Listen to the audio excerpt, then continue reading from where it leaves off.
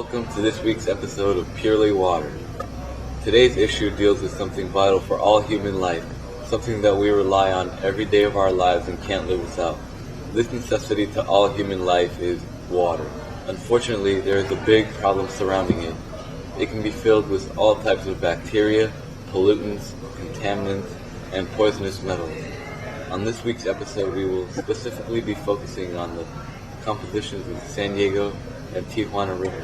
To be more informed about this issue, our reporter Jesse Gomez has a resident from Tijuana who has some experiences with the Tijuana River. Let's start with your name and how many years you lived with Tijuana. My name is Edwin Rodriguez, and I born in Tijuana. I lived there for 17 years until I immigrated. Have you seen the Tijuana River? Yes, the river is in Tijuana, and the water don't look that good. Yes, the water is dirty. There's a lot of tires and all kind of trash.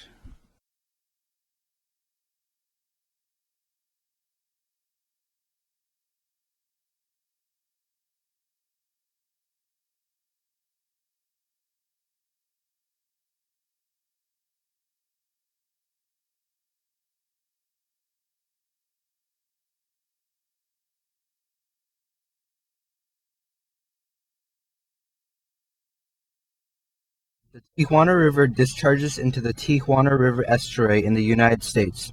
According to Tijuana Hydrological Unit's profile of the California Coastal Conservancy, in this discharge there are some of the highest concentrations of suspended solids: cadmium, copper, nickel, lead, and zinc. These heavy metals can accumulate in people and animals, causing cancer and respiratory failures.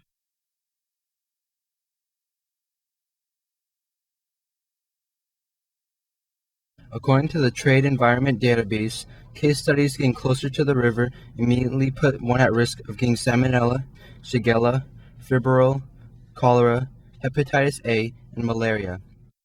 So what's the cause of pollution of the river at Tijuana? Well, that's because people they use it to take the trash and dump it in the river, and the government they don't do nothing about it.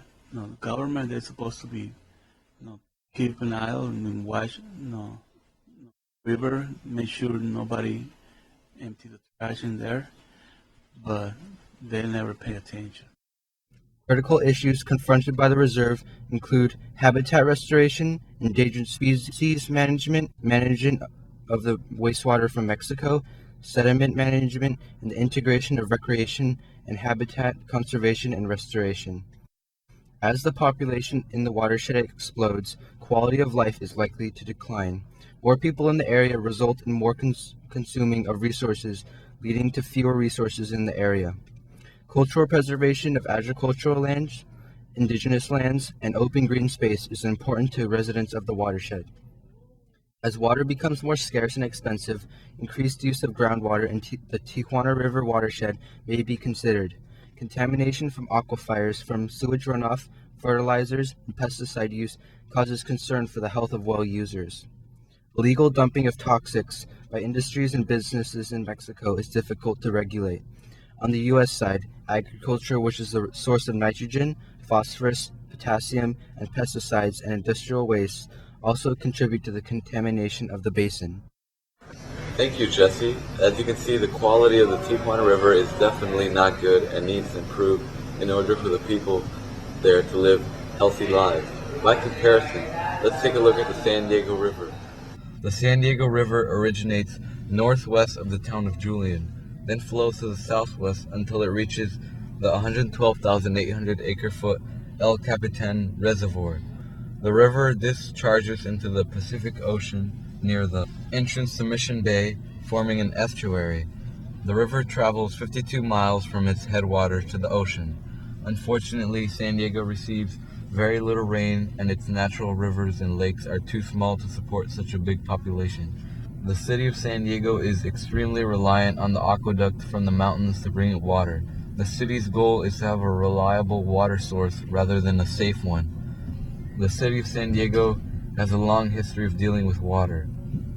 In 1769, Spanish settlers built a dam to divert water back to their mission 6 miles away. In 1897, private companies built canals and pipes to lead to 6 different reservoirs that provided water to San Diego's and 35,000 residents. Because of the rapidly increasing population, the city of San Diego wanted a part of the Colorado River in fear of water shortage by the end of the century. In 1930, a deal was cut between Colorado and California to give San Diego 112,000 acre-feet of the Colorado River water a year. According to the County Water Authority, currently the average household in San Diego uses 135,000 to 163,000 gallons of water every year. The city plans to compensate for this massive amount of water used by planning more pipelines, dams, and sewage treatment. Substances such as petroleum chemicals, toxics, and trash cause unhealthy conditions for the wildlife near the river. According to Project Cleanup, all this pollution is mostly because of urban runoff, agricultural runoff, mining operations, sewage spills, and sand mining. The effect on the river is surface water quality degradation, habitat loss, and flooding. The mouth of this river discharges into the Pacific Ocean at Ocean Beach. Beach closures have gone up in the community because of contamination coming from the San Diego River, especially from coliform bacteria. Coliform bacteria increases the amount of acid and gas in the body of water. This amount of acidity in the water means the river has low pH levels. Large quantities of sewage cause much of the wildlife to suffer because of low dissolved oxygen levels, which is what most of the wildlife breathe. As you can see, the Tijuana and San Diego rivers water quality needs to improve. Because of increasing pollution, the rivers are not improving. But why is it that the people on both sides of the border treat the rivers so poorly? A growing population definitely affects the quality of their rivers. An increase of sewage runoff only worsened the problem. San Diego has tried to improve the quality of their rivers by agreeing to treat the sewage by building a treatment facility. Tijuana has started the Tijuana River Watershed Management Program to determine the source of the pollution and end it. One can only hope these measures will reverse the years of maltreatment these rivers have endured. Now, speaking for all of us, this is Julian Robles signing off with Purely Water.